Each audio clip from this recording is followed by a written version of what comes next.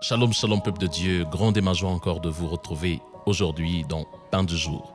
En tout cas, je suis très heureux de savoir que nos précédentes vidéos vous ont béni. Et aujourd'hui, je m'en vais vous proposer encore une fois de plus la pensée du Seigneur que j'ai trouvée dans le livre de Luc chapitre 1, du verset 34 au verset 36. Marie dit à l'ange, « Comment cela se fera-t-il puisque je ne connais point d'homme ?» L'ange lui répondit, « Le Saint-Esprit sera sur toi, et la puissance du Très-Haut te couvrira de son ombre. C'est pourquoi le Saint-Enfant qui naîtra de toi sera appelé Fils de Dieu. » Verset 36. « Voici Élisabeth, ta parente, a conçu elle aussi un fils en sa vieillesse, et celle qui était appelée stérile est dans son 6e mois. Amen. » Vous connaissez l'histoire de Marie, la Vierge, qui rencontre un homme de la maison de David en la personne de Joseph. Et de l'autre côté, vous avez Élisabeth, qui est parentée à Marie, qui avait pour époux le sacrificateur Zacharie. Ils avaient du mal à avoir des enfants et voilà que le jour de son service, l'ange apparaît et lui parle, annonce à Zacharie que sa femme aura un enfant et je vous épargne les autres détails. Vous pouvez le trouver dans Luc chapitre 1 à partir du 1er verset jusqu'en bas. Mais lorsqu'on arrive au 34e verset, sinon à partir du verset 30 par là, on voit que l'ange apparaît à Marie et lui dit qu'elle va enfanter. Marie va enfanter. Et cette femme vierge pose la question à l'ange, comment cela se fera-t-il? Cette question qui est devenue sujet à beaucoup de thèmes afin de démontrer la puissance de Dieu et nous en bénissons le Seigneur.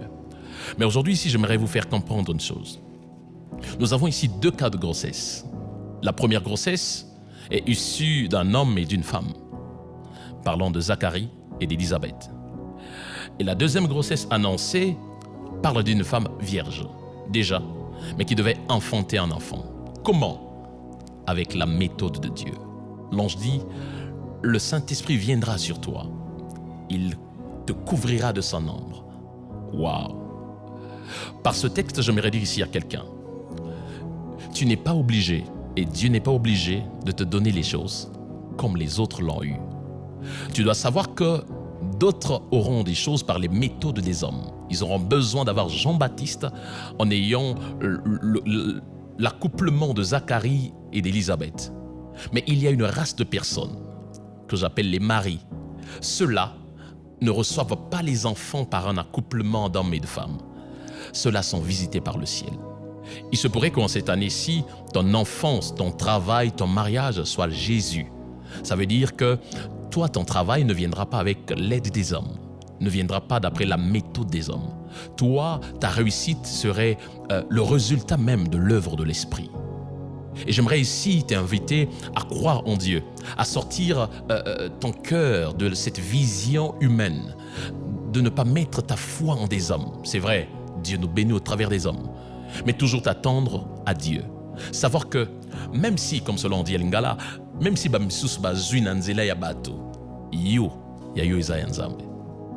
je suis Marie, certainement je ne vais pas enfanter comme Élisabeth. Et vous savez, la meilleure des choses que j'aime dans cette histoire, c'est que Élisabeth est déjà au 6e mois. Jésus n'est pas encore conçu.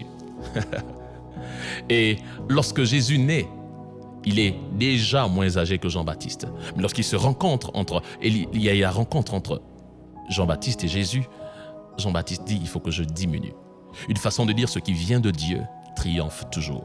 Ce qui vient de Dieu a la supériorité. Lorsque Dieu te bénira, il y aura une différence entre une bénédiction qui émane des hommes et une bénédiction qui vient de Dieu. Il y aura une différence entre le travail issu des mains des hommes et un travail qui a été de la stratégie de Dieu.